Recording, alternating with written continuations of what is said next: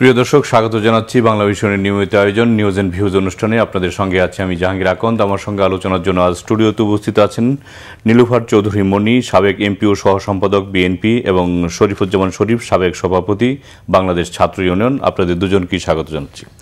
দর্শক, আজ আমরা আলোচনা করব সমসাময়িক নানা বিষয় নিয়ে। আলোচনাটা শুরু করতে চাই মনিয়াপাকে দিয়ে। মনিয়াপা, আজকে যেটা বাংলাদেশি গণমাধ্যম এসেছে, আল জাজিরাকে সাক্ষাৎকারে প্রধান উপদেষ্টা অধ্যাপক ডক্টর মোহাম্মদ ইউনূস বলেছেন, বাংলাদেশের মানুষ এখনো মনে করে অন্তর্বর্তীকালীন সরকার তাদের জন্য ভালো সমাধান। এমন কোনো সমস্যার মুখোমুখি সরকার হয়নি যে লোকজন বলছে যত তাড়াতাড়ি সম্ভব ক্ষমতা হস্তান্তর করতে হবে। প্রধান উপদেষ্টার মন্তব্যকে কীভাবে দেখছেন? ধন্যবাদ আপনাকে। যারা শুনছেন আমার শুভেচ্ছা অভিনন্দন, আমার সহালোচককে শুভেচ্ছা। আমি গ্রাম থেকে আসছি, মোফাসলের মেয়ে ছিলাম এক সময়। মোফাসলে একটা কথা বলতো যে কি, বাবাকে জুতায় গাছে তুলছে, আমি দৌড়ে পালায় আসছি, মানির মান পাহাড় সমান। আজকে আমাদের যদি প্রধান উপদেষ্টা এই কথাটা বলে থাকে, আমি নিশ্চয়ই ওনাকে অন্ধ বলবো না, আমি নিশ্চয়ই ওনাকে ছোট বাচ্চা বলবো না। উনি বোঝার মতো, উনি সব বুঝে, বাংলাতেও বুঝে, ইংরেজিতেও বুঝে, সারা বিশ্বে ওনাকে চেনে এবং উনিও বুঝে সারা বিশ্বকে। সারা বিশ্বকে বুঝেন আর বাংলাদেশকে বুঝলেন না, এটা কেমন কথা হলো? উনি যে এই যে অসত্য কথাগুলো বললেন, এই যে ওনার এতদিন আপনারা বলছেন বিএনপি শুধু নির্বাচন কেন করে, মানে আপনি না বললেও আপনাদের সহ গোত্রীয়রা আমাদের প্রশ্ন করেছেন, বা তার পক্ষের দুই একজন তারাও বলেছেন এত নির্বাচন কিসের, আগে সংস্কার, আগে বিচার, আগে ফাঁসি, এইসব বলেছেন। বিএনপি কি বলেছে? প্রথমেই বলেছিলেন, বিএনপি মহাসচিব সহ নেতৃবৃন্দ প্রথম দিনই বলেছিলেন যে যৌক্তিক একটা সময়, তারপরে বলেছিলেন রোডম্যাপ, তারপরে বলেছিলেন নির্বাচনের তারিখ, তারপরে বলেছিলেন যখন কোনো কিছুরই উত্তর দেয় না, তারপরে বলেছিলেন যে একটা দিন তারিখের জন্য সর্বশেষ গেলেন, এবং ব্যর্থতা নিয়ে ফিরে এসে বললেন চরমভাবে অসন্তুষ্ট যখন বিএনপি বললেন। এবং আপনি এখানে খেয়াল করেন, চিফ অ্যাডভাইজার উনি কখনোই নির্বাচনের কথা বলেছেন, উনি যখন নির্বাচনের কথা বলেন, ওনার পাইক পেয়াদা মানে খুবই কম হাতে, বিশেষ করে আপনার দুই একজন বৈষম্য বিরোধী কোটার আর দুই একজন হলো উপদেষ্টা মহল থেকে যে বললেন, কেউ বললেন যে 5 বছরের মধ্যে নির্বাচন হওয়া যাবে না, কেউ বললেন যে বিচারের আগে হওয়া যাবে না, কেউ বললেন সংস্কার পুরা সম্পূর্ণ না হওয়া পর্যন্ত হওয়া যাবে না। জামাত একদিন বললেন যে রোজার আগে, পরের দিনই আবার সংশোধনী আনলেন যে সংস্কার এবং বিচারের আগে নির্বাচন না। কিন্তু সরকারের থেকে চিফ অ্যাডভাইজারের প্রেস এবং সে তার আর কিছু থাকুক না থাকুক, অনেকগুলো প্রেস সেক্রেটারি আছে, 6-7টা, তারা বললেন যে ডিসেম্বর থেকে 26শে জুন পর্যন্ত। কিন্তু নির্বাচনটা কি নির্বাচন সেটা কিন্তু বলে নাই। সেটা স্থানীয় সরকার নির্বাচন না জাতীয় নির্বাচন না, ওই যে ছোটবেলা ময়নামতির ছবি দেখছিলাম, হাসমত বলছিল যে চাচাকে বলছিল যে নায়িকার কথা বলবে, হাসমতের হয়ে মতি, কিন্তু গিয়া বলছে যে মুরগির বাচ্চা চাইছে, তো চাচা বলছে ঠিক আছে, বাচ্চা আমার অনেকগুলো আছে, ঠিক আছে দিব, তো জোরে জোরে বলছে চাচা কইছে দিবে। তো এই নির্বাচনটাকে ওই জায়গায় নিয়ে দাঁড় করাইছে, কি নির্বাচন এটা কিন্তু বলে নাই। তো সেই নির্বাচনকে কেন্দ্র করে যখন উনি আল জাজিরার মতো জায়গায় উনি বলে ফেললেন, উনি ঈদের দিন কয়েকজন মানুষ তাকে বললেন, তার নিয়োগকৃত, তার নিজস্ব কিছু মানুষ বললেন আপনাকে দেখতে চায় জনগণ, দু একটা হুজুরকে দিয়ে। পৃথিবীতে যত রকম অনিষ্ট, আল্লাহ বলছে যে দুজকে গেলে নাকি হুজুরে করে বেশি দেখা যাবে, কারণ এরা এত ন্যায়কে অন্যায় বানায় ফেলছে আর অন্যায়কে ন্যায় বানায় ফেলে। এই হুজুর দিয়ে কিছু বলালেন যে কিয়ামত পর্যন্ত যেন উনি থাকে। এটাকে যদি উনি মনে করেন যে ওনাকে রাখতে চায়, ওনাকে দেখতে চায়, কেউ নির্বাচন চায় না, এই কথাগুলো বিএনপির মতো এত বড় একটা দলের পক্ষ থেকে যখন বলা হয়, সমস্ত দলগুলো, আমি কাউকে ছোট করে বলছি না, সমস্ত বাংলাদেশের দলগুলো এই মুহূর্তে, আওয়ামী লীগ তো নাই, দলগুলো মিলে বিএনপি যদি বলে বিএনপির তো লোকজন আছে, সেইখানে যদি তারা চোখে না দেখে তাহলে তো আর চোখে দেখানো যাবে না। শরীফ, আপনার কাছে আসছি, সেটা হচ্ছে যে প্রধান উপদেষ্টা যেটা বলেছেন যে এমন কোনো সমস্যার মুখোমুখি সরকার হয়নি যে লোকেরা বলছে যত তাড়াতাড়ি সম্ভব ক্ষমতা হস্তান্তর করতে হবে, তাহলে নির্বাচন কবে? আপনাকে ধন্যবাদ, দর্শক শ্রোতাদেরকে ধন্যবাদ, আমার সাথের আলোচককে শুভেচ্ছা। আমি নির্বাচন নিয়ে প্রথম থেকেই একটা শঙ্কা প্রকাশ করি এই কারণে, সরকারের ভেতরে এবং বাইরে যারা আছেন নির্বাচনের বিষয়ে তাদের স্ববিরোধী এবং পরস্পর বিরোধী বক্তব্য প্রথম থেকেই আমরা শুনে আসছি। একটা প্রশ্ন হচ্ছে, নির্বাচন কি সব সমস্যার সমাধান করে দেবে? আমি কখনোই সেটা মনে করি না, এবং আমাদের এখানে তুলনামূলকভাবে গ্রহণযোগ্য নির্বাচন হয়েছে, কিন্তু সেই নির্বাচন আমাদের সমস্যার সমাধান করতে পারেনি, কোথাও কোথাও সমস্যা বাড়িয়েছে। কিন্তু তার মানে গণতান্ত্রিক শাসন ব্যবস্থায় নির্বাচনটা যতই পোকায় খাওয়া হোক না কেন, নির্বাচনের দিকে আপনাকে যেতে হবে। এখন সেই নির্বাচনে আপনি কবে যাবেন? আমরা একটা যে প্রেক্ষাপটে সরকারটার বদল হয়েছে, আমরা ইতিহাসের যে জায়গাটায় জানি, এখানে ভোট দেওয়ার কোনো ব্যবস্থা ছিল না। এখান থেকে বিচার ব্যবস্থা একজন ব্যক্তির ইচ্ছার উপরে নির্ভরশীল হয়ে পড়েছিল। প্রধান বিচারপতি রাতের আধারে পালিয়ে গেছেন। আমাদের এখানে বিচারটা চুজ অ্যান্ড পিক, দুর্নীতি আপনি করলে এক ধরনের শাস্তি, আমি করলে আর এক ধরনের শাস্তি। শেয়ার মার্কেট যারা লুট করেছে, সরকার গঠিত তদন্ত কমিটি যাদের নাম বলেছে, তিনি প্রধানমন্ত্রীর পাশে থাকতেন, সবথেকে প্রভাবশালী ছিলেন। প্রধানমন্ত্রীর কাজের লোক, 400 কোটি টাকার মালিক, তিনি নিজেই স্বীকার করেছেন। ইফতার সামগ্রী নিয়ে মানুষ যখন কথা বলতো, তখন মন্ত্রীরা এসে বলতেন কাঁঠাল দিয়ে বার্গার বানান, কুলবরই দিয়ে ইফতার করেন, ঠাট্টা মশকরা করতেন। এই যে ঘটনাগুলো, তার সংশোধনটাই হচ্ছে সংস্কার। আপনি একটা ভোটের ব্যবস্থা করবেন, একটা পরিবেশ এনশিওর করবেন যে পরিবেশে আমরা ভোটটা দিতে পারি। আপনি প্রধান বিচারপতি যাতে পালিয়ে না যায় সেই ধরনের একটা ব্যবস্থা করবেন, সেটাই হচ্ছে সংস্কার। কাজের লোক যাতে 400 কোটি টাকার মালিক হতে না পারে এই ধরনের একটা ব্যবস্থা করবেন, দুর্নীতি বিরোধী, সেটাই হলো সংস্কার। কিন্তু আমাদের এখানে যেটা দেখতে পাচ্ছি, এই সংস্কারের কাজগুলো করার জন্য আপনি অবশ্যই একটা যৌক্তিক সময় নেবেন। কালকেই আপনাকে নির্বাচন দিতে হবে, আগামী 3 মাসের মধ্যে দিতে হবে, তা কিন্তু না। রাজনৈতিক দলগুলো বলার চেষ্টা করেছে যে আপনি একটা যৌক্তিক সময় এবং আমাদেরকে একটা বার্তা যদি দেন যে নির্বাচনটা এই সময়ের মধ্যে অনুষ্ঠিত হবে, তাহলে রাজনৈতিক দলগুলো প্রস্তুতি গ্রহণ করার ক্ষেত্রে এবং তারা ইন্টারনাল যে অ্যারেঞ্জমেন্টগুলো আছে সেটা একটা সুবিধা হয়। কিন্তু আমাদের এখানে সংস্কার বলতে যে ধরনের একটা হাইপ তৈরি করা হয়েছে, তার মানে হচ্ছে আপনি সংস্কার অর্থ হচ্ছে এখানে আর একটা টুইন টাওয়ার বানানোর জন্য যতটা সময় লাগে, আমি একটা টুইন টাওয়ার বানাবো এবং দীর্ঘ সময় আমাকে উপস্থাপিত করতে হবে। পুরনো কতগুলো আইন, নিয়ম, নীতি, এগুলোকে আপনি পরিবর্তন করবেন এবং আপনি চাইলে কোথাও কোথাও পারেন। এই যে আমরা কিন্তু গত কয়েকদিন ধরে দেখছি বিদেশে যাওয়ার ক্ষেত্রে যে প্লেনের ভাড়ার সংক্রান্ত যে সিন্ডিকেটটা ছিল, সরকার সেখানে কিন্তু আঘাত করেছে এবং ভেঙে দিয়েছে। ও যে মনোপলি যে ব্যবসাটা ছিল সেটা ভেঙে দিয়েছে। তাহলে সরকার এই যে পরিবর্তনটা, এই পরিবর্তনটাই তো আমি সংস্কার মনে করি। একজন কৃষকের ফসলের দাম এটি নিশ্চিত করাটাকে আমি সংস্কার মনে করি। সমাজের নিরাপত্তা নিশ্চিত করাটাকে আমি সংস্কার মনে করি। কিন্তু আমাদের এখানে সংস্কার বলতে বলতে এটাকে তিতা বানিয়ে ফেলা হয়েছে।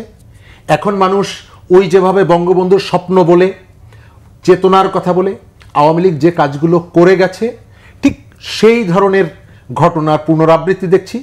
এবং কেউ কেউ শেখ হাসিনা হয়ে ওঠার চেষ্টা করছেন। নির্বাচন কথা বললেই আমাদের সামনে যেটা বলা হতো, উন্নয়ন চান নাকি নির্বাচন চান, যদি উন্নয়ন দরকার হয় তাহলে নির্বাচন কিন্তু দেওয়া যাবে না, নির্বাচন দিলে বিএনপি জামাত ক্ষমতায় চলে আসবে, সুতরাং সেই ধরনের নির্বাচন আমরা দেব না।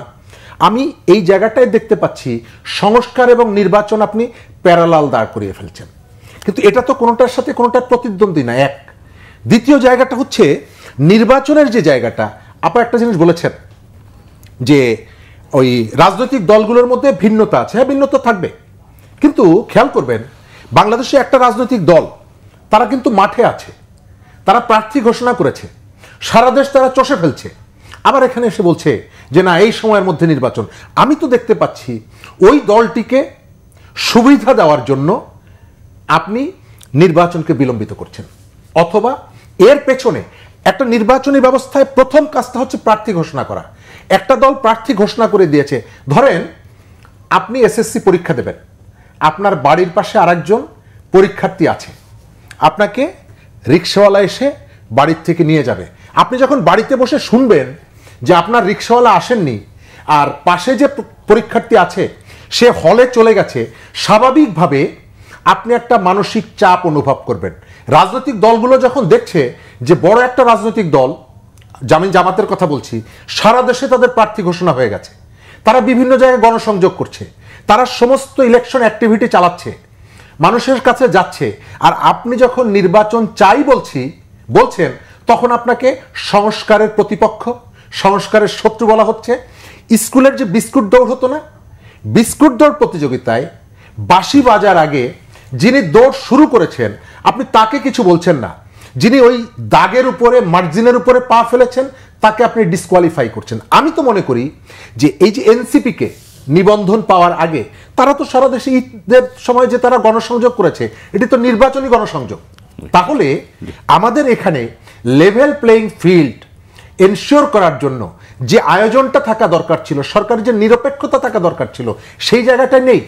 ডক্টর মোহাম্মদ ইউনূসকে মানুষ রেসপেক্ট করে, তাকে সহযোগিতা করছে, সোশ্যাল মিডিয়ায় যে হাইপ, মানুষ তো তাকে সহযোগিতা করছে, কিন্তু তার প্রতি মানুষের যে বিশ্বাস, যে আস্থা, সেটা যেন তিনি নষ্ট না করেন। শেষ করে দিচ্ছি, আপা একটা তথ্য দিয়েছেন যে প্রেস সেক্রেটারির প্রধান উপদেষ্টার অনেকজন প্রেস সেক্রেটারি আছে, তাদের দামি দামি কিন্তু মোবাইলও আছে। আজকে দেখেছেন সরকার তাদেরকে টাকা বরাদ্দ দিচ্ছে, অনেক দামি মোবাইল। সুতরাং শুধু প্রেস সেক্রেটারি নয়, তাদেরকে সরকারি সহযোগিতাটাও কিন্তু করছে।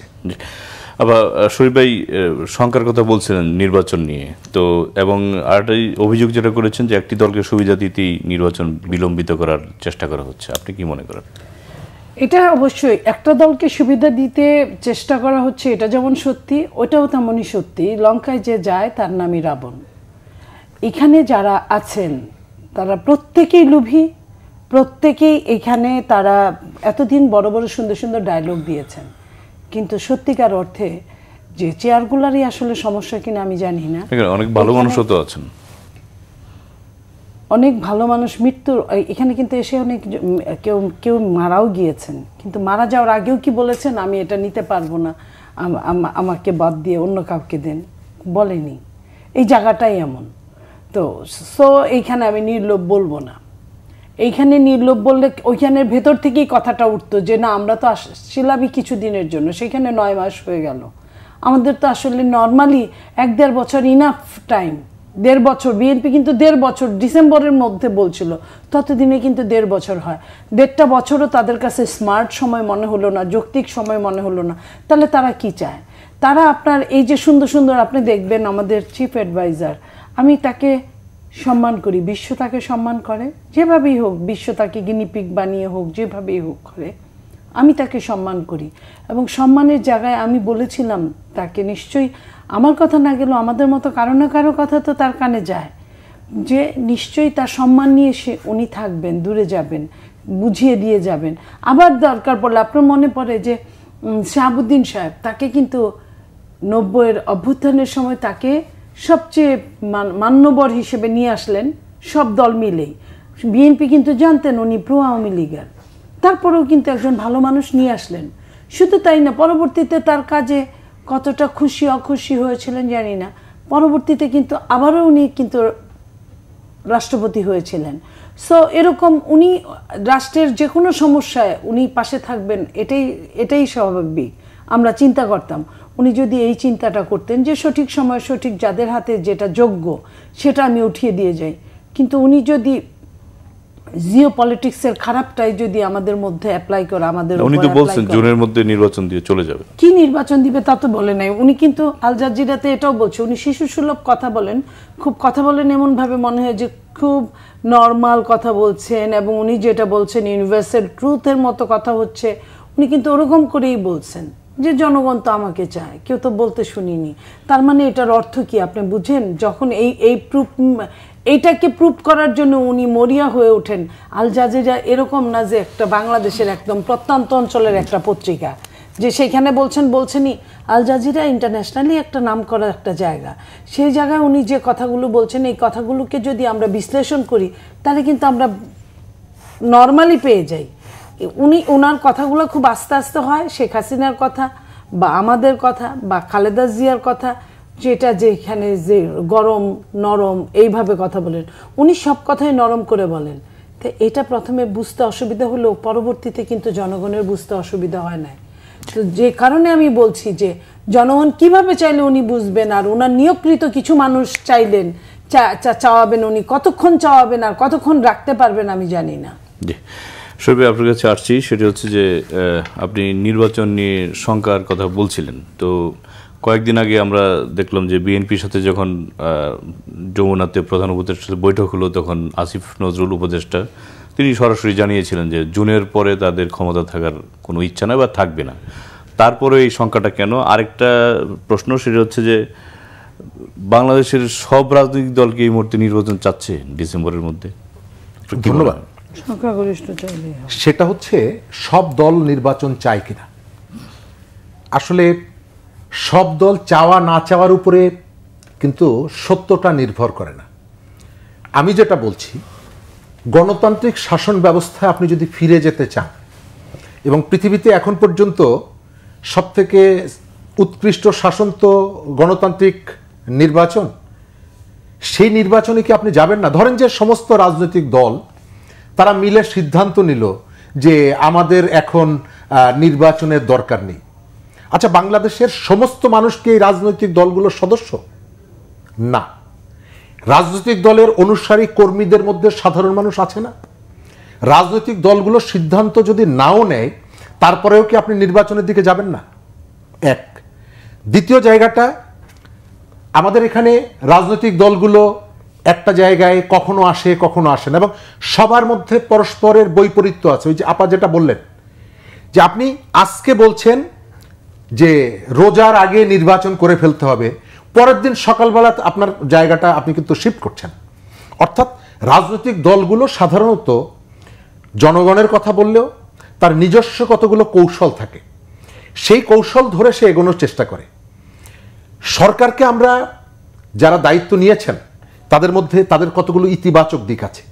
আমি এই সরকারের পেছনে, আপনি ডক্টর ইউনূস বলেন, উপদেষ্টা বলেন, আমি কারো পেছনে কোনো সমাজের পরিচিত গডফাদারকে দাঁড়িয়ে থাকতে দেখি না। আমি ওই যে শেয়ার মার্কেট লুটেরাকে আমি দাঁড়িয়ে থাকতে দেখি না। তবে তাদের নাম ব্যবহার করে কিছু কিছু ঘটনা বিভিন্ন জায়গায় ঘটছে, এটাও সত্য। তো সুতরাং এই ধরনের যারা একটা দীর্ঘ সময় পেশাগত জায়গায় ছিলেন, প্রধান উপদেষ্টা নিজেও বলেছিলেন আমরা অল্প সময়ের মধ্যে আমাদের কাজে ফেরত যেতে চাই, খেয়াল আছে, দায়িত্ব নেওয়ার পর, এবং বলেছিলেন যে আমি যা বলবো আপনাকে শুনতে হবে। তো এখন আপনি যদি সরকার নির্বাচনকে বিলম্বিত করতে চায়, এই শঙ্কাটা আমি কেন করি? আপনি বিএনপির যে উদাহরণটা দিয়েছেন, বিএনপির যেদিন দেখা করলো, মির্জা ফখরুল ইসলাম আলমগীর কথা বলার আগে, বিএনপির নেতারা কথা বলার আগে আইন উপদেষ্টা কি বলেছিলেন? যে বিএনপিকে অখুশি মনে হয়নি। জুনের পর্যন্ত যে নির্বাচন, সেই নির্বাচনের টাইম লাইনে বিএনপির অখুশি মনে হয়নি। তো সাংবাদিকরা কিন্তু তাকে জিজ্ঞেস করেনি যে কি দেখে মনে হলো, যে ওনাকে হেঁটে যেতে দেখে আমার মনে হয়েছে। কিন্তু তার যে কথাটা সত্য ছিল না। বিএনপির ওই টিম যদি প্রেস মিট না করতো তাহলে মানুষ কি জানতো? ধরেন যে এখন পর্যন্ত বিএনপির ওই প্রতিনিধি দলটি প্রেসের সাথে কোনো কথা বলেনি, তাহলে এখন পর্যন্ত মানুষ জানতো জুন পর্যন্ত যে টাইম লাইন তাতে বিএনপি সন্তুষ্ট। আসলে কি সন্তুষ্ট ছিল? তাহলে এই যে বিএনপির যে বক্তব্য, সেটাকে ডাইভার্ট করে আইন উপদেষ্টা তার মন মতো একটা ব্যাখ্যা কেন নিয়ে আসলেন? নিশ্চয়ই তার পেছনে কোনো একটা কারণ আছে। উনি তো ক্লিয়ার করেছেন, নিশ্চয়ই একটা উদ্দেশ্য ছিল। করার কথা ছিল না। বিএনপির কথা উনি কেন বলবেন? গেল। তৃতীয় জায়গাটা হচ্ছে যে সরকারের মধ্যে নতুন একটা রাজনৈতিক দল, এটা আমি যেখানেই যাই সেখানে একই কথা বলি, মানে শ্রোতারা অনেক সময় হয়তো বিরক্তও হন। এই যে রাজনৈতিক দলটিকে আমি মনে করে এখন পর্যন্ত মনে করি তারা সফল হোক। বাংলাদেশের কলেজ বিশ্ববিদ্যালয়ের তরুণরা একটা রাজনৈতিক দল গঠন করেছেন এবং অনেক ব্রাইট স্টুডেন্টের মধ্যে আছে। এর মধ্যে কতগুলো চোরও যেমন আছে, 14 পুরুষের মানে অনাহারি একদিনে কয়েকদিনের মধ্যে খেয়ে পেট পুড়তে চান এইগুলো যেমন আছে, জুলাই অভ্যুত্থানকে বিক্রি করে কোটি টাকার গাড়িতে ঘুরে বেড়াচ্ছেন এমন যেমন আছে, হলে থাকার সময় ঠিক মতন নাস্তা করতে পারতো না এখন শরীর থেকে তেল ঝরছে এমন আছে। আবার এদের মধ্যে অনেক সৎ ছেলে আছে, দেশকে ভালোবাসে এমন আছে, ঝুঁকি নিতে চান এমন আছে। কিন্তু এই দলটিকে রাষ্ট্র প্রণোদনা দিয়ে যে জায়গাটা নিয়ে গেল, আমি মনে করি যে তাদের যে সম্ভাবনাটা ইচ্ছা করে নষ্ট করে ফেলা হলো। এবং এই কাজটি কে করলো? আপনার খেয়াল আছে নাহিদ ইসলাম যেদিন, আপনি ভাবেন তো 28-29 বছরের একজন তরুণ, সে মন্ত্রিত্ব ত্যাগ করে একটা রাজনৈতিক দল গঠন করতে আসছেন। এই স্যাক্রিফাইসটা সবাই করতে পারে না, এই লোকটা সবাই সামাল দিতে পারে না। কিন্তু তাকে পাশে বসিয়ে কেন প্রেস সেক্রেটারিকে, তিনি তো একজন সরকারের গুরুত্বপূর্ণ পোস্ট হোল্ড করেন, তিনি কেন এসে একটা রাজনৈতিক দলের একজন সভাপতি যিনি হতে যাচ্ছেন তার পাশে এসে কিভাবে বলেন যে আমি ওনাকে ভবিষ্যৎ প্রধানমন্ত্রী হিসাবে দেখতে চাই?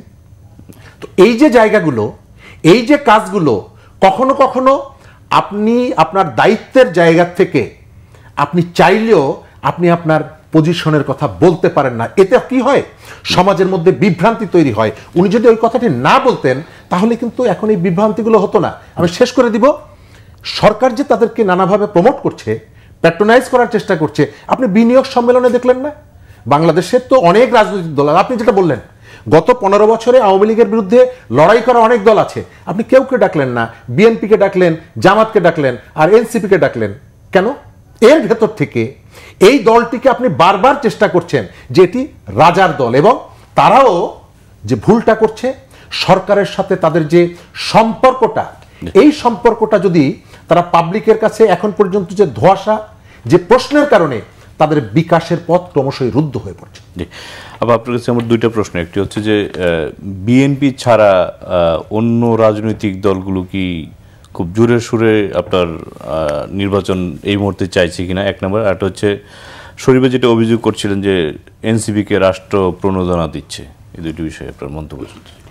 এটা তো বলার অপেক্ষা রাখে না এনসিপিকে যে রাষ্ট্র প্রণোদনা দিচ্ছে। এই যে যাদের কোটা নিয়ে কাজ করার কথা, যারা বিসিএস চাকরির পরীক্ষা দিবে, স্কুল টিচার, কলেজ টিচার, বিশ্ববিদ্যালয় টিচার, যেখানে কোনো কোটা থাকবে না, এটা নিয়ে যারা আন্দোলন করেছিল তারা এখন সরকারে জেকে বসেছে, যেটা কখনোই স্বাধীনতার আগে এবং পরে কখনোই এটা হয়নি।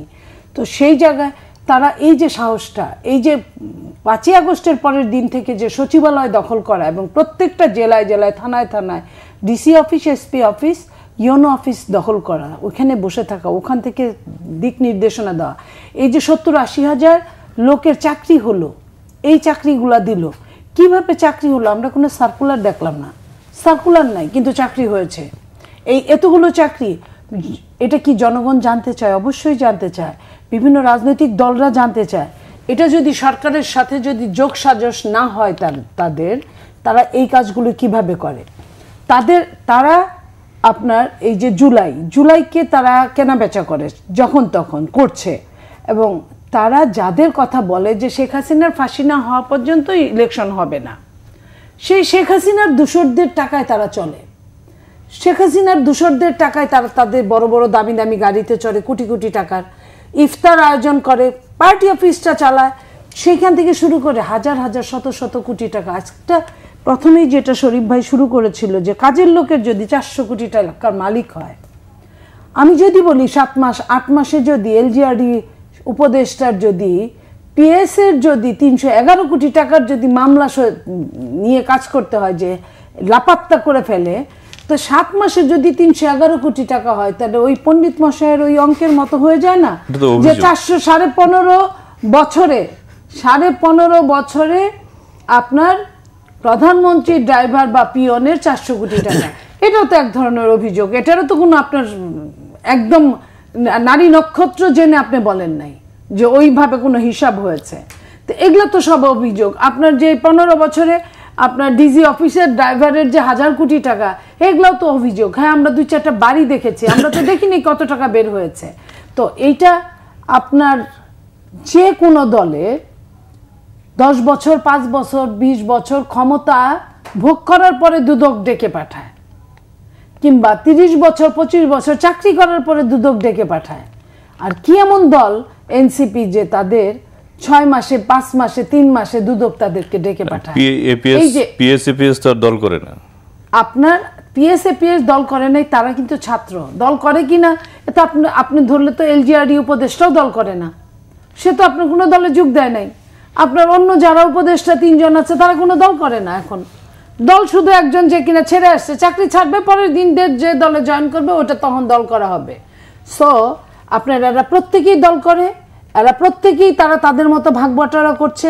সব হাবাতে ঘর থেকে আসা মানুষগুলা হঠাৎ করে সোনার খনিতে গেলে যে অবস্থা হয়, কোথায় টাকা রাখবে জায়গা খুঁজে পায় না, এদের অবস্থা হয়েছে এরকম। এই জায়গা থেকে এদের দ্বারা অঙ্কুরে বিনাশ যেটাকে বলে, যে যারা প্রথম কয়টা টাকার লোভ সামলাইতে পারল না, অথচ শেখ হাসিনাকে উৎখাত করা হলোই কিন্তু এই হাজার হাজার কোটি টাকা লাপাত্তা করার জন্য, দেশ থেকে বাইরে পাচার করার জন্য, সবখানে এই কাজগুলো করার জন্য। আপনি দেখেন এই যে 400 কোটি টাকা যে পতিত প্রধানমন্ত্রী বলছিল তার ড্রাইভারের কথা, তার পিয়নের কথা, এটাও কিন্তু জনরোষের একটা কারণ ছিল। 5ই আগস্টের কয়েকদিন আগে কিন্তু ঘটনাটা ঘটেছিল। ঠিক একই জায়গায় আজকে আপনি চিন্তা করেন, 9 মাস আগে ছাত্রদের নিয়ে একটা কথা বললে যেভাবে ছাত্রদের ওই ছাত্ররা আমাদেরকে তেড়ে আসতো, গালাগালি করতো, ফেসবুক বা আপনার ইউটিউবগুলোতে শুধু গালি শুনতাম। এগুলো নিয়ে অবশ্যই আমি ভয় পাই না, কারণ আমি আওয়ামী লীগ সরকারের বিরুদ্ধেও বলেছি, অনেক গালি শুনেছি, এখনো বলবো, যেটাকে আমি অন্যায় মনে করব সেটা বলবো। এখন কিন্তু ওরা গালি খায়, এখনো 2000-3000 কমেন্ট আসে, কিন্তু গালিটা কিন্তু ওরা খায়, আমরা খাই না। প্রথমে একদিন আমি যখন একটা কথা বলেছিলাম 5,000-7,000 কমেন্ট আসছিল, তার ধরেন 6,500-ই আমার বিপক্ষে গালাগালি করেছে। গালাগালি তারপরেও ভদ্র ভাষায় যে ধরনের গালাগালি, পিওরা যেভাবে গালাগালি করতে পারে জেনজি ওইভাবে করেছে। কিন্তু আজকে জেনজির কি অবস্থা? সমস্ত জেনজি কিন্তু এটার জন্য দায়ী না। যারা কিন্তু ব্যাক টু দ্য প্যাভিলিয়ন, তারা 90-এর মতো, 71-এর মতো, আপনার 69-এর মতো, 52-এর মতো কিন্তু বাড়ি ফিরে গিয়েছে। যারা আছে তারা কি করবে? এরপরে কি? এই যে তারপরে এরপরে কি রাজনীতি? বাংলাদেশের রাজনৈতিক কালচার যে নতুন কোন দলকে পুরনো দলগুলো সহ্য করতে পারে না। আমরা তো কিছুই বলিনি, আমরা ওয়েলকাম করেছি। বিএনপির মতো একটা বড় দল, তাদের উদ্বোধনী দিন গিয়েছে, সম্পূর্ণরূপে বিএনপির প্রতিনিধি ওইখানে থেকেছে, তাদের ইফতার পার্টিতে বিএনপি গিয়েছে। আমরা এখনো আমি কিন্তু তাদের পক্ষের লোক, আমি ওদের সমালোচনা করি, আমি চাই যে ওরা ভালো কিছু করুক, এই জন্য সমালোচনা করি। এবং সত্যকে তো আপনি না করতে পারবেন না। এই সত্যগুলো আসলো কিভাবে? এই সত্যের মুখগুলো দেখলো, ওরা যদি আপনার প্রাডোতে না উঠতো, ওরা যদি আপনার মার্সিডিজ বেঞ্জে না উঠতো, ওরা যদি আপনার আরো রেঞ্জ রোভারে না উঠতো, কি আরো কি নাম বলে গাড়ির, এগুলাই যদি না উঠতো, তাহলে তো এই কথাগুলো আসতো না। ওরা গাড়ি কিনতেই পারতো, একটা ভাঙ্গা গাড়ি চালালে কি হতো? আমরা তো এখনো ভাঙ্গা গাড়ি চালাই, যে কারণে শেখ হাসিনাও কিন্তু এত কিছু বলছি, শেখ হাসিনাও কিন্তু ওইভাবে ডাকার সাহস পায় না, কারণ তার গোয়েন্দা সংস্থা বলছে আমার কিছুই নাই, কথার কথা। তো আমাদের তো ডাকে না, তাদের কেন ডাকছে এই টাইমে? এটা আমাদেরকে বুঝতে হবে। আমরা একটা বিরতি নিয়ে আসি শরীফ ভাই। প্রিয় দর্শক, নিচ্ছি ছোট্ট একটি বিরতি, সঙ্গেই থাকুন, ফিরছি কিছুক্ষণ পর।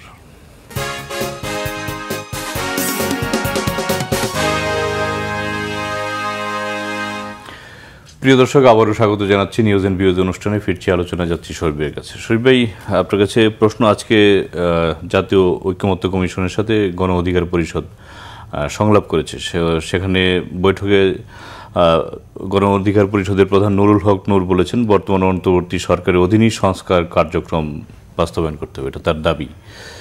তো সংস্কার তো একটা চলমান প্রক্রিয়া, যেটা নিয়ে আপনারা দীর্ঘদিন ধরে আলোচনা করছেন। তো এই সরকারের অধীনেই সংস্কার কার্যক্রম বাস্তবায়ন করতে হবে। একটা জায়গা হচ্ছে কি, আপনি খেয়াল করে দেখবেন রাজনৈতিক দলগুলো, অনেকগুলো দল, তারা খুব দ্রুত শিফট করে। আজকে এক ধরনের কথা বলছে, কালকে গিয়ে আর এক ধরনের কথা বলছে। আমি সেজন্য জিজ্ঞেস করেছিলাম যে নির্বাচন কি মানে আসলেই আদৌ, প্রথমত। দ্বিতীয়ত হচ্ছে অনেক স্ববিরোধিতা আমি দেখি। আপনি দেখবেন যে আমরা অভিযোগ করি বড় দল, অমুক দল, অমুক দল, এই দলগুলোতে কর্তৃত্ববাদী একটা শাসন, কর্তৃত্ববাদী নেতৃত্ব বসে আছে। আমি কাউকে ছোট করার জন্য নাম উল্লেখ করছি না, আপনি মনে মনে গত 6 মাস 7 মাস মিডিয়াতে খুবই ভোকাল ছোট ছোট দল, আপনি সভাপতির বাইরে সেক্রেটারিকে চিনেন না, কিন্তু তারা যথেষ্ট মিডিয়া কাভারেজ পায়। তার অর্থ হচ্ছে একজন তিনি নিজেকে ফোকাস রাখেন, কিন্তু তার পরের যে তার পেছনে যে কেউ আছে তাকে সামনে আসতে দিতে চান, অর্থাৎ কর্তৃত্ববাদ প্রত্যেকটি জায়গায় আছে। দ্বিতীয়ত হচ্ছে রাজনৈতিক দলগুলো তার অবস্থান পরিবর্তন করে, সামনে নির্বাচনের ইকুয়েশনগুলো আছে, জোট হতে পারে, আসন ভাগাভাগির এই জায়গাগুলো থাকতে পারে। তবে সংস্কারটা এই সরকারকে শুরু করতে হবে। দ্বিতীয়ত হচ্ছে যে রাজনৈতিক দলগুলোর যতটুকু পারা যায় তারা করবে, নির্দিষ্ট সময়ের মধ্যে, অনন্তকালের জন্য না। কারণ রাজনৈতিক দলগুলোর মধ্যে নিজস্ব স্বার্থের আঘাত লাগে এই ধরনের কোনো বিষয় থাকলে আমার ধারণা তারা ওইটাকে কন্টিনিউ করতে চাইবে না, মানে খাসলতের কিছু প্রবলেম আছে। কিন্তু তার মানে এই না যে এই সরকারকে আপনি 15 বছর রেখে এই সংস্কারগুলো শেষ করবেন। সংস্কার যে সমস্ত জায়গাগুলোর কথা আমরা বলছি, এই জায়গাগুলো কন্টিনিউস প্রসেস, আপনাকে সময় নিতে হবে এবং এটিকে সাস্টেনেবল করতে হবে, এক। দ্বিতীয়ত হচ্ছে আমরা সংস্কার বলতে যে বিষয়গুলোকে সামনে নিয়ে আসছি, এই বিষয়গুলো আমেরিকার শিক্ষায় শিক্ষিত অথবা ইউরোপের শিক্ষায় শিক্ষিত, আমেরিকায় পরিবেশের সাথে মানে টেকসই জীবনযাপনে অভ্যস্ত হয়েছেন যারা, তারা এসে যে কথাগুলো বলছেন অনেকগুলো কথা সমাজের উপরিকাঠামোর কথা, প্রান্তিক মানুষের যে সমস্যাগুলো আছে। এই শহরে মানুষের বাড়িতে গ্যাস থাকে না, এই শহরে আপনি খাবার পানি থাকে না, এই শহরে দ্রব্যমূল্য, নিরাপত্তাহীনতা, কৃষকের যে উৎপাদিত ফসল, জেলের যে সমস্যা, সেই জায়গাগুলোকে যদি অ্যাড্রেস না করেন, আমি এখন পর্যন্ত দেখছি, এটা আমি সবসময় বলি, বিশ্ববিদ্যালয়ের স্টাডি সার্কেলের কতগুলো ইস্যু, ইংরেজি পত্রিকার সম্পাদকীয় লেখা হয় যে সমস্ত টপিক ধরে, সেই বিষয়গুলো নিয়ে আলোচনা। আপনি পল্লী বিদ্যুতের গ্রাহকের অন্যায়ভাবে যে তার কাছ থেকে আপনি টাকা আদায় করছেন সে বিষয় নেই। পল্লী বিদ্যুৎ যে মিথ্যা কথা বলে আপনাকে প্রতি মাসে 100-200 টাকা বাড়তি বিল চাপিয়ে দিচ্ছে, তার প্রতিকারের এখানে কোনো জায়গা নেই। বরেন্দ্র অঞ্চলের কৃষককে অতিরিক্ত দামে পানি কিনতে হয়, সেই বিষয়ে আপনার সংস্কারের মধ্যে নেই। আপনি কৃষিবিদ ইনস্টিটিউটে কোট প্যান্ট টাই পরা লোকজনকে ডেকে এনে আপনি ঐক্যের সম্মেলন করছেন, আপনি ঐক্যমত্যর কমিশন করছেন, কিন্তু মিয়ানমারের বিষয়ে একটা মানবিক করিডোর দেওয়ার জন্য যে বিপজ্জনক কাজটি আপনি করলেন, সেই কাজটি করার আগে কোনো রাজনৈতিক দলের সাথে আপনি কথা বলছেন না। রাষ্ট্রের স্বাধীনতা, সার্বভৌমত্ব ইস্যুতে এতটা ঠুনকো একটা জায়গা আপনি নিয়ে গেছেন, এত ঝুঁকিটা আপনি নিয়েছেন, তখন কিন্তু আপনি ঐক্যমত্যের কথা বলছেন না। আপনার কাছে আসছি যে আজকে অধ্যাপক আলী রিয়াজ, ঐক্যমত্য কমিশনের সহসভাপতি, তিনি বলেছেন যে কমিশন কোনো সংস্কার চাপিয়ে দেবে না, তো জনগণের প্রত্যাশা পূরণের সব রাজনৈতিক দলের মতামতের ভিত্তিতেই কাঙ্ক্ষিত সংস্কার হবে। তো নিশ্চয়ই এটা একটা ভালো একটা কথা, আপনি কি বলছেন? দেখেন, আমরাই তো এই কথাটা আমরা অনেকদিন যাবৎ বলছি, তখন তো ওনারা কিছু বলে নাই। এই যে সময়টা ক্ষেপণ হচ্ছে, এটা যদি কমিশন চাপিয়ে দিবে না, যেমন ধরেন 600-র উপর সংস্কার এই পর্যন্ত আসছে, যেটার 500 শতাধিক বিএনপি কিন্তু একমত হয়েছে, 72টা না 73টার সাথে দ্বিমত পোষণ করেছে, সেটা নিয়ে অনেক কথা হচ্ছে। এইটা যদি আপনার সব রাজনৈতিক দলের যদি সদস্যদের নিয়ে যদি সপ্তাহে অন্তত 1 দিন 2 দিন প্রথম থেকেই যদি আলোচনা করতেন যে এই পর্যন্ত আমরা এগিয়েছি, এটা করছি, তখন কিন্তু সাথে সাথে একটা মতামতের জায়গা থাকতো, তাহলে কিন্তু সময়টা নষ্ট হতো না। এই যে 8-9 মাসে এখনো সংস্কার আলোর মুখ পুরাটা দেখেনি, সেটা হতো না।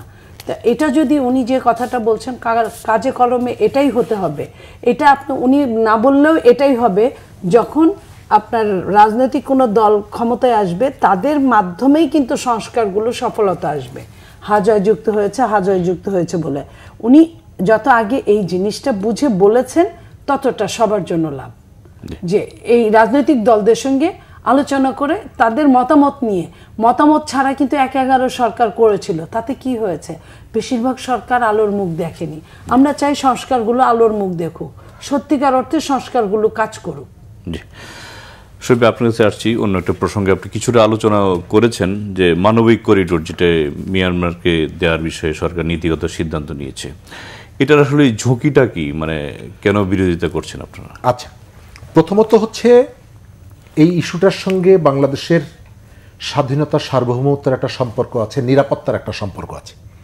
আপনি যখন এই মানবিক করিডোর থেকে মিয়ানমারের যে গোষ্ঠীগুলো সরকারের বাইরে লড়াই করছে তাদেরকে যখন আপনি সহযোগিতাটা পৌঁছানোর চেষ্টা করবেন, স্বাভাবিকভাবে মিয়ানমার সরকার যারা এখন পর্যন্ত অল্প কিছু জায়গা যাদের নিয়ন্ত্রণে রেখেছে, কিন্তু তার একটা সেনাবাহিনী কিন্তু এখন আমি একটা লাইন বলি, জি, সেটা হলো যে এই 2 দিনে বোধহয় আবার লক্ষাধিক বোধহয় ঢুকে গেছে। হ্যাঁ, 1,13,000। এই যে দেখেন 1,13,000 ঢুকলো, তাতে এটার ফিউচার কি? তো আপনি কিন্তু বলেছিলেন যে 1,70,000 আমি পাঠিয়ে দেব, যদিও এটা একেবারে কাল্পনিক গালগল্প ছিল, কারণ শরণার্থীকে আপনি চাইলেই পাঠাতে পারেন না। এর সাথে অনেকগুলো স্টেক হোল্ডার আছে, অনেকগুলো পক্ষ এর সাথে জড়িত আছে, অনেকগুলো ইন্ডিকেটর আছে যে শরণার্থীদেরকে প্রত্যাবাসনের ক্ষেত্রে ইন্টারন্যাশনাল কতগুলো স্ট্যান্ডার্ড মেনটেন করতে হয়। বিপদটা কি? বিপদটা হচ্ছে যেহেতু মিয়ানমারে এখন পর্যন্ত বৈধ সরকার, যে সেখানে ক্ষমতায় যারা আছেন জান্তা সামরিক জান্তা, তার একটা নিয়ন্ত্রণ কিন্তু আছে, তার একটা সেনাবাহিনী আছে। যখন আপনি দেখবেন যে তার প্রতিপক্ষকে আপনি একটা রাস্তা তৈরি করে দিয়ে তাকে খাবার, রসদ ইত্যাদি পৌঁছে দিচ্ছেন, স্বাভাবিকভাবে জান্তা সরকার আপনাকে শত্রু হিসাবে ট্রিট করবে এবং তার সেনাবাহিনীকে দিয়ে এই জায়গার মধ্যে তিনি কোনো না কোনোভাবে অন্তর্ঘাতমূলক অথবা আক্রমণাত্মক কোনো ভূমিকায় যেতে পারেন। তখন কি হবে? বাংলাদেশের যদি কোনো একটা জায়গায় এই জান্তার যে সেনাবাহিনী, যে তাদের দ্বারা যদি আপনি আক্রান্ত হন, তাহলে কি হচ্ছে, আপনি এমন এই করিডোর দিয়ে আপনি পাশের বাড়ির বিপদকে নিজের বাড়িতে ডেকে আসছেন। এক, দ্বিতীয়ত হচ্ছে কতগুলো নিজস্ব স্বার্থের কারণে জান্তার সঙ্গে কিন্তু চায়নার একটা দহরম মহরম আছে। কেউ কেউ বলে 2 পক্ষের সাথেই তারা কিন্তু 2 নৌকায় পা দিয়ে রাখছে। কেন? কারণ হচ্ছে তাদের প্রত্যেকের বিনিয়োগ আছে। ইন্ডিয়ার তাদেরও একটা কিন্তু 2 পক্ষের সাথে সম্পর্ক আছে, রাশিয়ার আছে। যখন এই শক্তিগুলো এই যে জান্তা সরকারের আপনার বিরুদ্ধে যদি কোনো ধরনের অ্যাকশনে যায়, এই রাষ্ট্রগুলো আপনার উপরে যদি বিরাগভাজন হয়, তাহলে এই জান্তা সরকারকে উস্কে দিয়ে আপনার বিরুদ্ধে কতগুলো পদক্ষেপের দিকে ঠেলে দিতে পারে। ইতিমধ্যেই আপনি কিন্তু সীমানা ওপেন করে দিয়েছেন। গত কয়েকদিন আগে যে ঘটনাটি আমরা কিন্তু সবাই দেখেছি, আমাদের স্বরাষ্ট্র উপদেষ্টা যদিও একটা বিভ্রান্তিকর বক্তব্য দিয়েছেন যে ওখানে অনেকেই বিয়ে শাদী করে, শ্বশুর বাড়ি শালীর বাড়িতে বেড়াতে আসে, ভাইরা ভাইকে দেখতে আসে। বিষয়টা কিন্তু সেটা ছিল না। আমাদের অনেকের কাছে মানে ছবি আছে, বাংলাদেশের পতাকার ঠিক পাশেই সমান উচ্চতায় তারা তাদের পতাকা টানিয়েছে, সীমান্ত থেকে 10 কিলোমিটার দূরে। এবং যে ঘটনাটি ঘটেছে পৃথিবীর অন্য কোথাও হলে অন্তত সীমান্ত রক্ষার যিনি দায়িত্বে মন্ত্রী তাকে পদত্যাগ করতে হতো, অথবা সরকারের পক্ষ থেকে একটা বক্তব্য আসতো। সরকার যে বক্তব্যটা দিয়েছে এটা যথার্থ না। আমরা আমাদের সীমানায় ভারতের বিএসএফ যদি গুলি করে একজন মানুষকে হত্যা করলেও যেমনিভাবে আমাদের প্রতিবাদটা করা উচিত, প্রতিবাদটা করব, একই সঙ্গে মিয়ানমার থেকে যে কোনো ধরনের অনুপ্রবেশ, আক্রমণ, একইভাবে তার প্রতিবাদটা করা উচিত। কিন্তু এখানে দেখা যাচ্ছে আপনি কেস টু কেস রিপারকেশনটা ভিন্ন হচ্ছে। আমি দেখতে পাচ্ছি এই যে মানবিক করিডোর, এই এজেন্ডাটা হচ্ছে আমেরিকার এজেন্ডা। আমেরিকার যে বার্মা অ্যাক্ট, এটিকে সামনে রেখে, এবং গত পরশুদিন অবাক বিষয়, বাংলাদেশের একটা রাজনৈতিক দল আর একটা দেশের একটা রাজনৈতিক দলকে ডেকে বলছে যে আপনি অমুক জায়গায় আলাদা একটা রাষ্ট্র করার জন্য উদ্যোগ গ্রহণ করেন। মানে এই ধরনের নির্বুদ্ধিতা, দায়িত্বহীন আচরণ কিভাবে সম্ভব আমি বুঝলাম। তারা তো সংশোধনীয় দিয়েছে। আপনি এই বিষয়টা যে সময়টা পর্যন্ত পাবলিকের কাছে নিয়ে গেলেন, মেসেজটা এলো, এবং আমরা এই কাজগুলো যেটা করছি, আমি শেষ করে দিচ্ছি, মানুষের সাথে আমরা সততা করি। ওই যে সংশোধনীটা বললেন, তো গত 10 বছর বাংলাদেশের সব থেকে আলোচিত ইস্যু ছিল গাজায় মুসলিম হত্যা, রোহিঙ্গা হত্যা, চীনের উইঘুরের মুসলমানদেরকে হত্যা। এই যে চীনের সাথে বসছে, চীন সফরে যাচ্ছেন, অনেক বিষয়ে কথা বলছেন। এদের কাছে জিজ্ঞেস করেন তো যে ৫-৭ বছর আগে তো আপনারা অনবরত উইঘরের মুসলমানদের কথা বলতেন, এখন সেই বিষয়গুলো কেন আনেন না?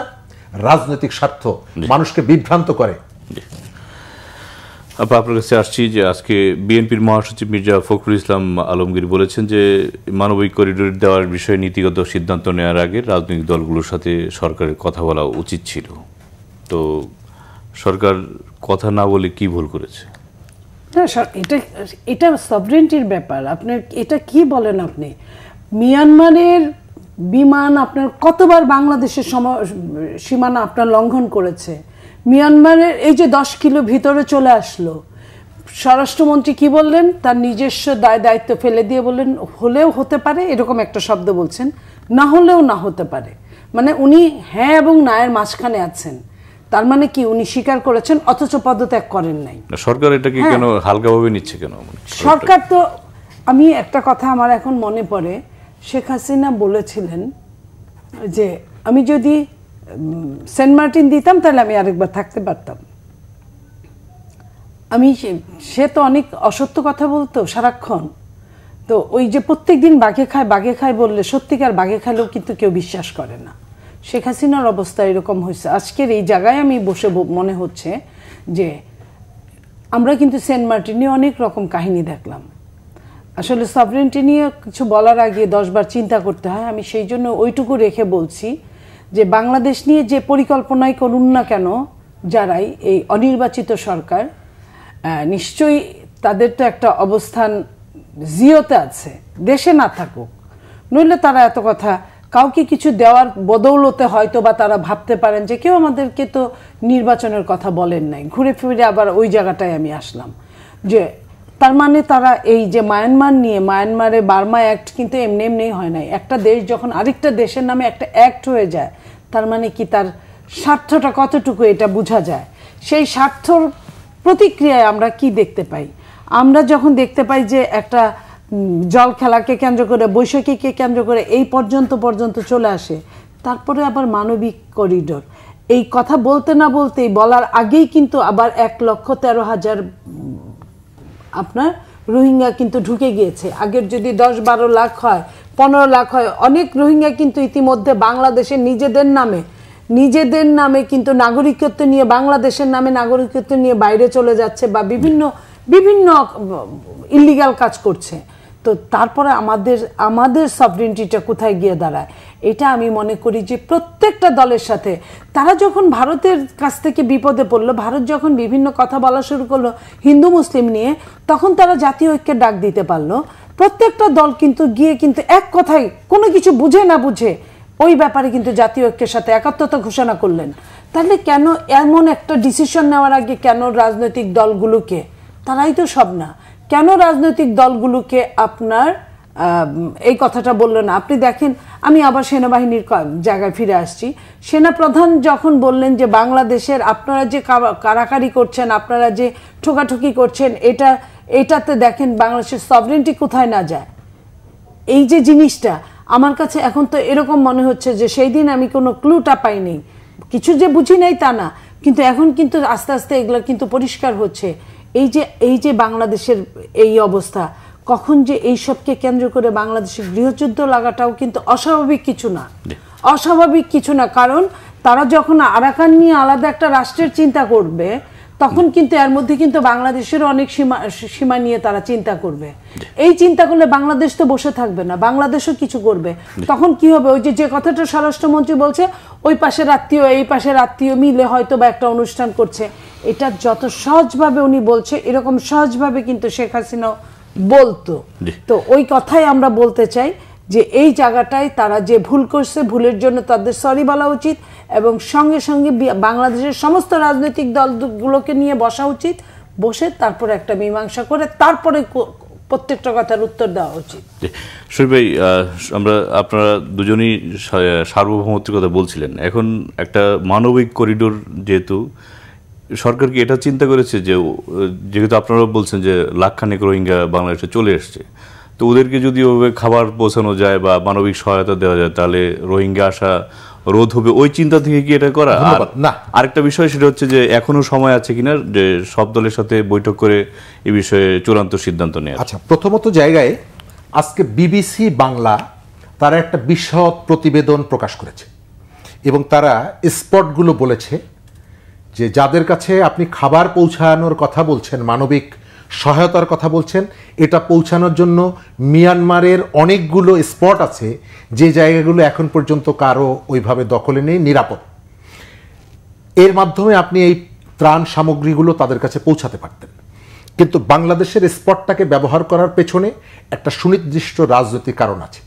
আপনাকে আমি মনে করিয়ে দেই, কিছুদিন আগে জাতিসংঘের মহাসচিব বাংলাদেশে এসেছিলেন এবং তার আশাটাকে যেভাবে হাইলাইট করা হয়েছিল যে তিনি লক্ষাধিক লোকের একসাথে ইফতার করেছেন, তারপরে তিনি রোহিঙ্গাদের জন্য খাবারের বরাদ্দর জায়গাটা, কিন্তু এর থেকে যে ইম্পর্টেন্ট ইস্যুটাকে খুব পরিকল্পিতভাবে গোপন রাখা হয়েছে সেটি হচ্ছে যাওয়ার সময় তিনি টুস করে একটু বলে ফেলেছিলেন একটা হিউম্যান করিডোর। খুব ইচ্ছাকৃতভাবে হিউম্যান করিডোরের ইস্যুটাকে হাইলাইটস করা হয়নি এবং সরকারের পক্ষ থেকে তাকে যেভাবে রিসিভ করা হয়েছে, তাকে নিয়ে যাওয়া হয়েছে, প্রধান উপদেষ্টা নিজে গেছেন, কিন্তু এই যে তার সফরের মূল উদ্দেশ্যটা ছিলই হলো করিডোর। গত কয়েক মাস ধরে আপনি দেখছেন যে বাংলাদেশে আমেরিকার বেশ কয়েকজন উচ্চপদস্থ কর্মকর্তা এসেছেন। বাংলাদেশের গণতন্ত্রের অগ্রগতি নিয়ে কথা বলার জন্য আমেরিকার প্রতিনিধিরা আসছেন, কিন্তু সাথে করে মিয়ানমারের নিযুক্ত আমেরিকান রাষ্ট্রদূতকে ডেকে নিয়ে আসছেন। এই যে ঘটনাগুলো, এই ঘটনাগুলোর ভেতর থেকে পরিষ্কার বোঝা যায় যে এর পেছনে অন্য কোনো তিলের পেছনে তাল আছে, কিন্তু পরিকল্পিতভাবে, ইচ্ছাকৃতভাবে অনেক সত্যকে গোপন করে রাখা হচ্ছে। এবং এর পেছনে আপনি যখন আমাদের ত্রিপুরাতে ভারতের উগ্রবাদীরা আমাদের এখানে ওই হামলা হলো কূটনৈতিক মিশনে, আপনি সবাইকে নিয়ে বসলেন, কিন্তু এই ধরনের একটা গুরুত্বপূর্ণ ইস্যুতে আপনি কারোর সাথে কথা বলছেন না কেন? আজকে ইতিবাচক দিক যেটা, যে আমি সন্ধ্যাবেলায় দেখলাম বিএনপির মহাসচিব তিনি এই বিষয়ে তার অবস্থান জানিয়েছেন, দেখলাম জামাতের আমিরও এই বিষয়ে তারা একটা বক্তব্য দিয়েছেন। আমি মনে করি যে অন্যান্য রাজনৈতিক দলগুলো কথা বলা উচিত। সরকার যদি গোপনে এমন কোনো কাজের দিকে হাত বাড়ায় যে কাজগুলোর জন্য এই সরকারকে কি উদ্দেশ্যে আনা হয়েছে বলে যে প্রচারণাটা বিভিন্ন জায়গা থেকে করার চেষ্টা করা হয়, সেটিকে এস্টাবলিশ করে, সরকার খুব ভুল করবে। এবং বাংলাদেশের এই যে ইস্যুটা বললাম, যে ইস্যুটার মধ্যে আমাদের রিজিওনাল অনেক অ্যাক্টর আছে যারা চায় না বাংলাদেশ তার মাথা উঁচু করে দাঁড়াক, বাংলাদেশের এই যে স্বাধীনতা, সার্বভৌমত্ব, এই জায়গাগুলো অক্ষুণ্ণ থাকুক, তাদের সম্মিলিত কোনো ষড়যন্ত্রে যেন সরকার অথবা কোনো গোষ্ঠী পা না দেয়। আমরা একেবারেই শেষ প্রান্তে আপনাদের দুজনকে ধন্যবাদ জানাচ্ছি। প্রিয় দর্শক, আজ এ পর্যন্তই। কাল দেখা হবে একই সময়। ভালো থাকবেন, সুস্থ থাকবেন, সে প্রত্যাশায় আজকের মতো এখানে বিদায় চাইছি। সঙ্গে থাকার জন্য ধন্যবাদ সবাইকে। শুভরাত্রি।